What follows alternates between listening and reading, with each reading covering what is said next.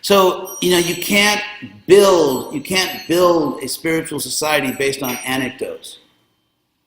Anecdotes are nice, but we have to look at what's really happening on the ground. What's happening on the ground is I feel that when we dress in these very, exotic and at least for Americans this exotic way, sure, like I said, Americans love to travel around the world and see foreign cultures. So two things happen, I believe, when you dress like that. Number one, people, at least cultured people, they're interested. And number two, the public in general kind of puts you in a compartment where, okay, you are outside of our culture. We respect you. We respect your right to do what you're doing. It's interesting because it's a foreign culture, but you're not, it's not something that mainstream culture is ever going to do. And that seems, so I think we need a little sociology here. We need a little historical insight. That the anecdotes, and we all know it, where people come up to you and say, hey, what are you doing? For example, I was in an airport one time, coming back from, from Mexico. And in the airport, there was this group, obviously some kind of religious group. They're all dressed in white, like white pants, white shirts. And it was like this religious community, all dressed in white. So I was curious. I kind of wanted to go up to them and say, hey, what are you guys doing? What's this about? Not because I had any interest in joining them, because I had none. It was just, it's curious, it's interesting. Hey, what are you guys doing? And of course, once I go up and talk to them, they're going to say, yeah, we believe this, we believe that. And I, trying to be a gentleman, would say, hey, well, that's interesting, well, good luck. And, so I think it's a mistake to take those casual encounters, chiefly motivated by curiosity, as to mistake that for some kind of deep penetration into the society, or to mistake that for some serious interest by the public in general. Because you see, when someone comes up to us in an airport or here or there in a market and says, hey, what are you guys doing? What's this all about? The story you don't tell, because it's the story you don't know about, is the other 50 people in that departure lounge that think you're strange.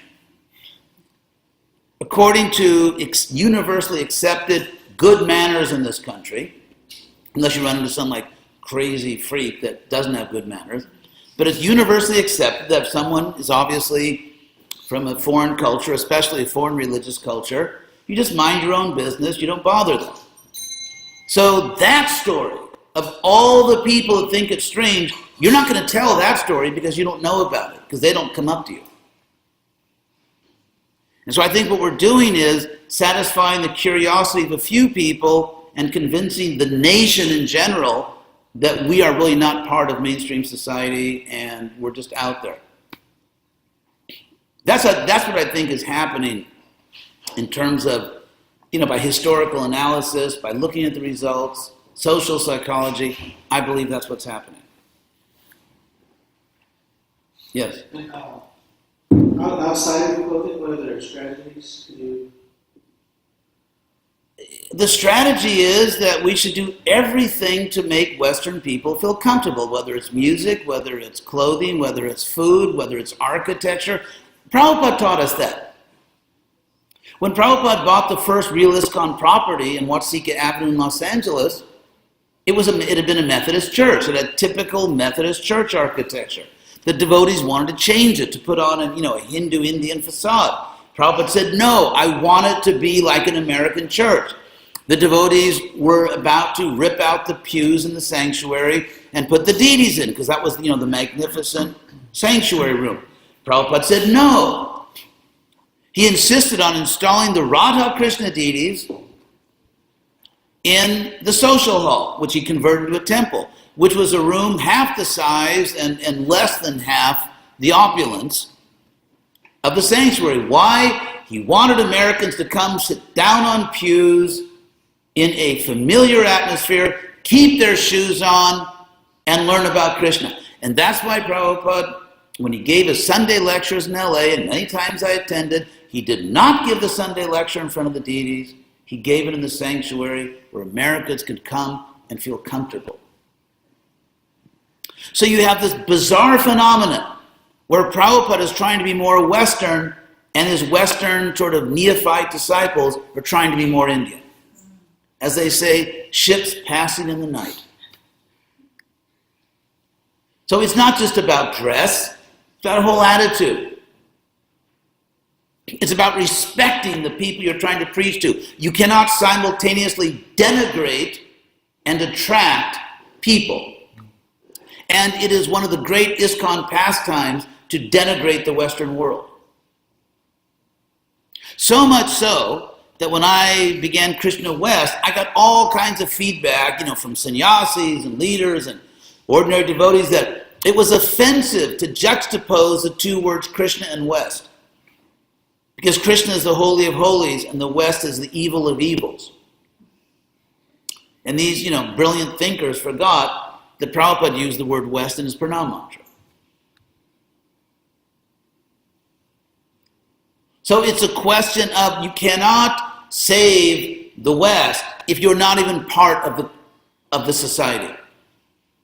We can be inside Western culture as Vaishnavas, as practicing Vaishnavas, as faithful followers of Prabhupada. We can be within society. For example, think of a Catholic bishop. He's part of society. He's not outside society. He's within the society. Think of a rabbi. They're part of society. They're not outside. Well, the Orthodox, that's kind of more Hare Krishna. But if you think of, respected rabbis, priests, they are within society. They're seen as respectable members of society. They're not the exotic other. So that's what we're talking about. Prabhupada wrote me a letter when I first took sannyas. I wrote him and said I was going to preach in the colleges. He said, do not present Krishna consciousness as a bunch of rules. I hear these endless horror stories of someone giving a Sunday feast lecture in ISKCON and talking about the regular principles. Prabhupada said, don't do this. It's not about Hare Krishna.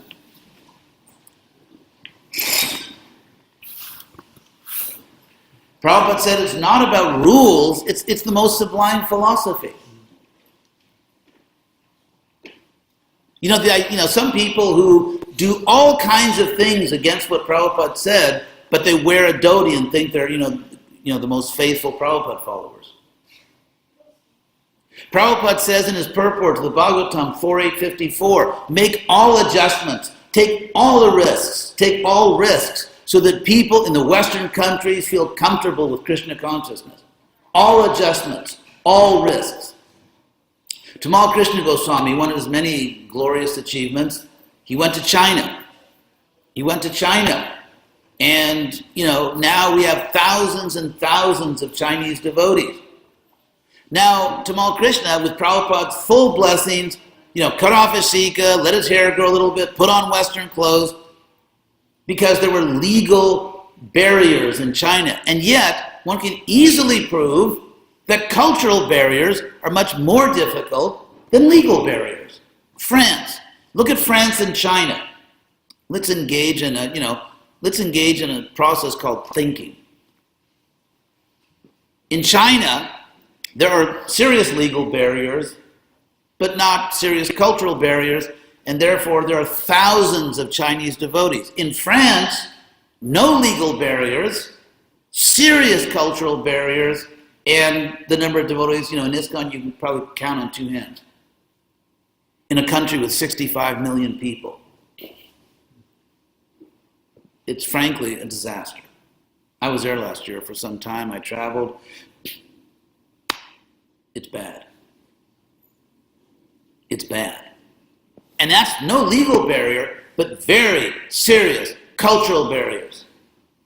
So if we want to be rational, if legal barriers justified in Prabhupada's mind making all kinds of adjustments and it worked, what to speak of a situation where the barriers are much more difficult? In Bhagavad Gita, Krishna uses the term bhakti yoga, but he also uses the term buddhi yoga. It means the spiritual path of being a rational, intelligent human being. In the Bhagavad Gita, Krishna does not try to manipulate Arjuna into involuntary liberation by a gyata sukriti. Here, Arjuna, eat this. What is it, Krishna? Never mind, just eat it. What we find in Bhagavad Gita is Krishna persuading Arjuna, giving rational arguments. He calls the whole process buddhi yoga. Buddhi means reason, logic, intelligence, discernment. So ISKCON's great Western strategy to sort of a benevolent manipulation by a gyata sukriti, where the sound goes in their ear. They don't know what it is. They don't want to be devotees. They don't accept Krishna as the name of God, but the sound went in their ear, got them. It's like all these, endless gotcha moments of a gyata sukriti. As if people could be against their will, without their will, just kind of manipulated into becoming Vaishnavas. Which Krishna says in the Bhagavad Gita, 1728, doesn't work, by the way, 1728. Any religious activity performed without really believing in what you're doing, very little effect in this life or the next. This life or the next. That's Krishna. Rupa Goswami says, Upadeshamrita, if you think the results of devotional practice are automatic, that destroys devotion. So people don't automatically become devotees. People don't unconsciously become devotees, involuntarily become devotees. The whole Bhagavad Gita is to try to persuade Arjuna rationally, intelligently, to accept Krishna. And that's what we should be doing instead of this failed policy, to be perfectly honest, of thinking we can manipulate people with, divine manipulation against their will, against their awareness, manipulate them so that they become devotees by gyata sukriti. This policy has been tried for almost half a century. It just doesn't work. And what we find is that when we respect the public by adopting some of their benign customs, I'm wearing right now a shirt and pants. I don't see any fruits pouring out of these clothes right now. It's not that when I put on these clothes, I suddenly become greedy and lusty and want the fruits of my actions. This is not fruitive clothes. This is not karmi clothes. For God's sake, it's just a bunch of cotton. And it covers my body. I'm decent. I'm covered. It's comfortable. What in God's name is fruitive about these clothes if I'm serving Krishna? So if we could just tone down the superstition and the irrationality and actually become a rational spiritual science, we'd actually be successful. I was in Chapel Hill a couple months ago. We had a whole room full of very intelligent students. There are two tops, one of the top public and one of the top private schools are there. University of North Carolina and Duke. We had a whole room full of people. They were intelligent. I was actually kind of startled by their questions. I didn't know there were still intelligent people in this country. I thought everyone was just texting.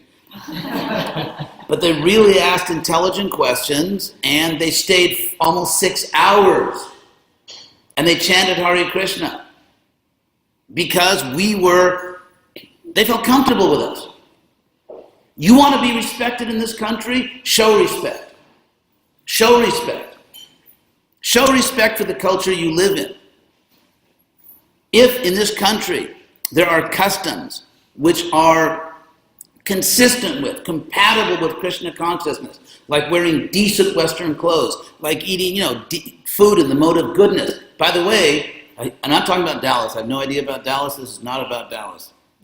But what I can say is that in ISKCON in general, a huge amount of bhoga offered to Krishna, according to Krishna, is in the mode of passion.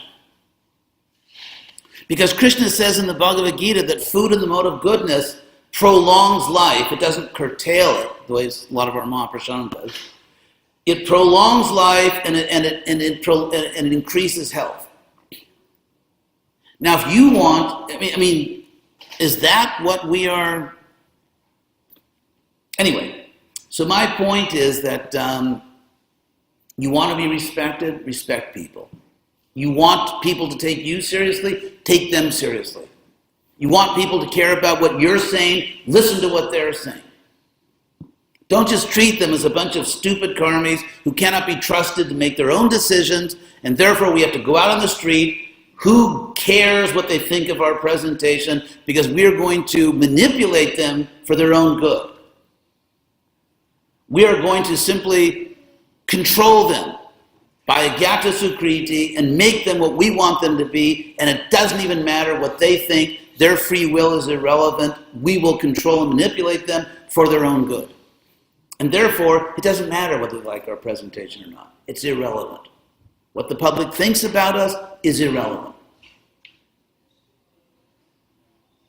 That attitude, in my view, is arrogant, demeaning to the people we're trying to save.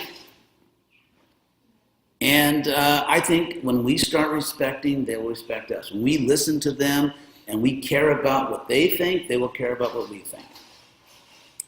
That's because even God himself reciprocates. How can you expect the public not to reciprocate? Do you think that we can have such a demeaning attitude toward the public and they don't pick it up? They don't know what we're doing? They can't feel our attitude? Do you really think that? You think they're just all a bunch of fools? You know, they may not know about Krishna, but when it comes to human dealings, you know, they're just as smart as we are. And sometimes much smarter.